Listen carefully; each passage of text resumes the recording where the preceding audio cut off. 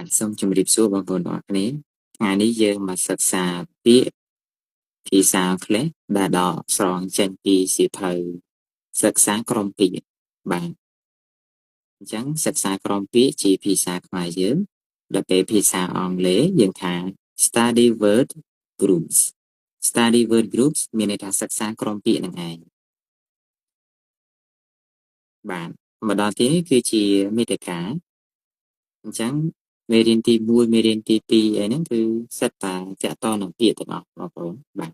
ចឹងទីនេះខ្ញុំមិនរៀបរាប់ទេហើយយើងនឹងសិក្សម្ដងមួយមេរៀនម្ដងមួយមេរៀនហ្នឹងហើយអញ្ចឹងយើងទៅបន្តតែម្ដងណាដូច្នេះមកដល់ទីនេះយើងចូលមកដល់មេរៀនទី1ហ្នឹងតែម្ដងមេរៀនទី1គឺសិក្សាអំពីសម្ភារៈក្នុងផ្ទះបាទអញ្ចឹងទីនេះសិក្សាពាក្យនិងប្រយោគហ្នឹងឯងអញ្ចឹងយើងអត់ផ្ដោតទៅលើការប្រកបទេបងប្អូនដោយសារតែនៅក្នុងសៀវភៅនេះគេដាក់មកលក្ខណៈជាពាក្យហ្នឹងព្យាយាមឲ្យយើងចងចាំតែម្ដងហើយបើសិនជាបងប្អូនចេះ IPA នេះហើយក៏កាន់តែល្អណាបងប្អូនអាចអានបានរៀនអានខ្លួនឯងបានអញ្ចឹងតោះយើងទៅសិក្សាតែម្ដង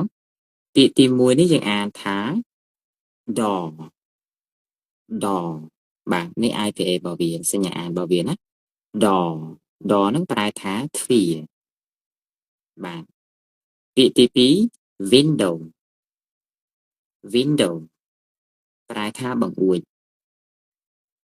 ពាក្យទី3 stair ណាយើងអាន stair អត់អានថា stair ទេអានថា stair ប្រែថាចណ្ដើរពាក្យទី4 wall ប្រែថាជញ្ជាំងពាក្យទី5 ceiling ប្រែថាពិដានបាទអញ្ចឹងមាន5ពាក្យហ្នឹងពាក្យទី1 door ទ្វារពាក្យទី2 window បង្អួចពាក្យទី3 stair ចណ្ដើរពាក្យទី4 wall ជញ្ជាំងពាក្យទី5 ceiling ប្រែថាពិដានដូច្នេះយើងចូលទៅមើលប្រយោគចំនួន5ប្រយោគតែម្ដងប្រយោគទី1 The door is open មានន័យថាទ្វារបើកណាប្រយោគទី2 The window is closed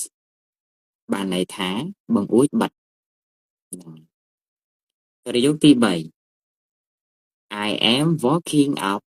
the stair to the second floor I am walking up the stair to the second floor មានន័យថាខ្ញុំកំពុងឡើងតាមចណ្ដើរទៅជាន់ទី2ណាហ្នឹងហើយអញ្ចឹង stair នេះចណ្ដើរហ្នឹងហើយ to the second floor មានន័យថាទៅកាន់ជាន់ទី2 floor ទៅនេះប្រែថាជាន់ណាប្រយោគទី3 I painted the wall white បានន័យថាខ្ញុំបានលាបថ្នាំជញ្ជាំងពណ៌សណាប្រយោគទី5 This is the modern ceiling មានន័យថានេះគឺជាពិដាន